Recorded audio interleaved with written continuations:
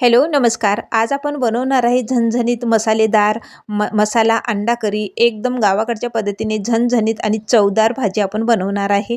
अंडा मसाला बनवणार आहे.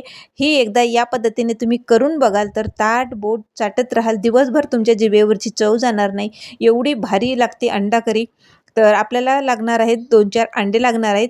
तर इकडं मी उकडून घेतले आणि इकडं साल काढून त्याला असे टोचे मारून घेतलेले आहे. सुरीने असे काप केले आहेत. इकडं अंडे थंड होतात तोपर्यंत आपण इकडे मसाला करून घेऊया. खोबरं, शेंगदाणे, तीळ, थोडेसे खडे मसाले, खमंग मिडियम गॅसवर आपल्याला तेल टाकून भाजून घ्यायचं. मिक्सरला पावडर बनवायचं, पुन्हा पाणी टाकून याची पेस्ट बनवून घ्यायची आपल्याला. अंडे पण आता शिजलेले आहेत आणि असं काप करून घ्यायचे आहेत. बघू शकता इकडं कढईमध्ये तेल गरम करायला ठेवलं. आलं लसूणची पेस्ट तेलामध्ये सोडायची.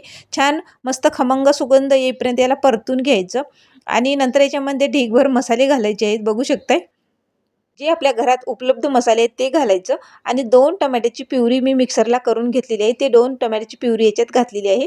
मस्त ह्यात प्युरी टाकल्याच्या नंतर आपल्याला मिक्स करायचं आणि 2 मिनिट आपल्याला वाफ द्यायची आहे. मस्त असा मसाला शिजलेला आहे बघू शकताय.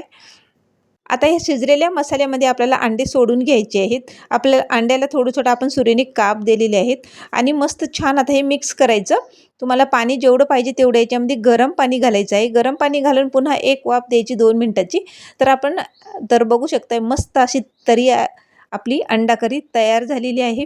एकदम तरी आलेली आहे. भरपूर असा कलर आलेला आहे. बारीक चिरून घेतलेली वरनं भरपूर सारी अशी कोथिंबीर घातलेली आहे. तर आहे ना एकदम सोपी पद्धत अंडा करी बनवण्याची. तुम्ही पण नक्की ट्राय करा.